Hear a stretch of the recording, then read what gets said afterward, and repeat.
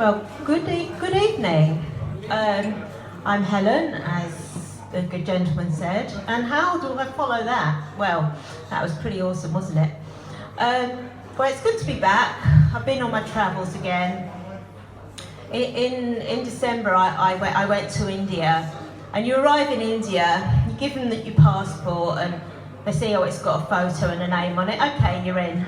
Last month, I went to the States, and when you arrive, you practically have to strip down to your underwear, put everything through the X-ray machine. Then you have to go through this scanner thing, where they secretly take nudie pictures of you underneath your clothes. And then you get patted down by a big fat lesbian. That's about all the action I've seen in the last month anyway. And then guess which one they call the land of the free?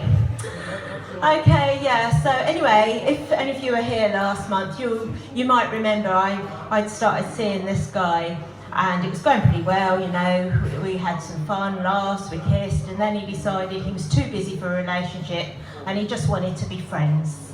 Well, that's great, wasn't it? That immediately got rid of all the sexual tension, didn't it? So now I'm no longer thinking about driving down to his office when he's working late and doing him on his desk.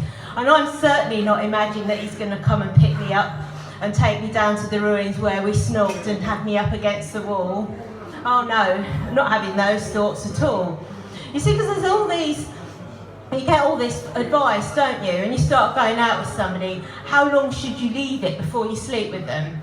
And it always seems to be the advice to the woman. It's like 3 dates, 3 months. Well, no, don't make him think you're too easy, otherwise he won't respect you. But they never seem to say that to the men, do they? So anyway, I'll let you into a little bit of secret. I think I told you last month I'm the only insecure woman in the world. So it's like, I'm quite weak-willed really, bit of a pushover. So it's very rarely that I make it to the 3rd date without giving in. So this time I thought, well, now I meditate regularly, I do yoga, I do my crystals, my body is a temple, and I'm not letting him into my temple until he respects me. So anyway, I thought, well, you know, I kind of wish I had slept with him now, because at least I'd have got a shag out of it, wouldn't I? And all this relationship stuff, you know, it's a bit like the Football League, isn't it? You've got the Premiership division at the top, where you've got all the married people, the ones that have made that lifetime commitment to one another. They've made it to the top of the league. You know, the type, the smug marrieds that look down on us singletons. Because life's not like the movies, is it? Where you get the insecure woman who's a bit crazy, she's always messing up. And then you've got Mr. Sophisticated, cool, distant, successful guy. And at the end of the film, he admits he's been secretly in love with her the whole time, and then they get married and live happily ever after. Well, I won't give away the name of the film just in case you haven't seen it. But life ain't like that, is it? Not real life. So then you come down to the Championship division, where you've got all the people that are engaged. And you know that sometime in the not too distant future, they're going to get promoted, or most of them are. But you also know what that means. It means that some of those in the Premiership division are going to get relegated. So, you're not so smug now, are you? And then you've got the First Division, where you've got all the people that are in serious relationships. And they probably, you know, even updated their Facebook status to say they're in a relationship. Because it seems now you're not in a relationship now until you've updated your Facebook status. So that causes more tension, you know, for us singletons.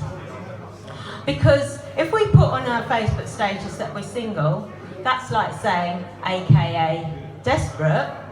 But if we don't put anything, everyone knows you're single anyway. So you can't win either way. And if we had made it, you know, with this guy, if we'd have made it to the in a relationship stage, then that would have added more tension, because he's not on Facebook. Can you believe it? Somebody in this day and age who's not on Facebook. So imagine if I had updated my status to say I'm in a relationship, And then my friends are going, oh, that's really nice, Helen, we're really pleased for you. Who is he? Well, he's not on Facebook. Oh, okay. Well, who is he? Well, he doesn't actually know any of my Facebook friends. And then you could imagine, couldn't you, all their sad, pitying looks. Oh, poor Helen, she even has to, she's so sad, she has to make a relationship up. She can't get a man. Well, actually, I have no problems getting men. No problems at all. It's just keeping them that's the problem. So then you've got the second division, haven't you? Where you've got all the people that are dating.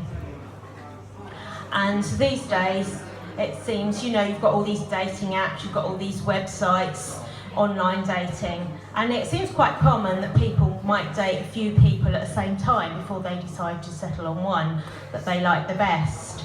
And then they have to have this exclusivity talk because they decided to become exclusive. Well, you know, when I was young, you go out on a date with somebody, and if you decided you want to see them again, it would automatically be assumed that you're exclusive, unless you're a bit of an arsehole, that is. So that's, you know, you've got your main league. And then, of course, outside of the league, you've got all these little leagues and all these teams trying to get in on the big time.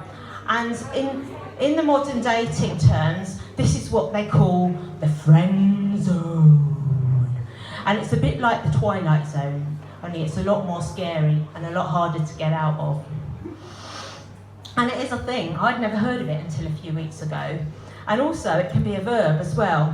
Somebody said to me, oh, he just wants to be friends. That means you've been friend-zoned. And it reminded me of that old ad from the 70s and 80s. Remember, you've been tangoed.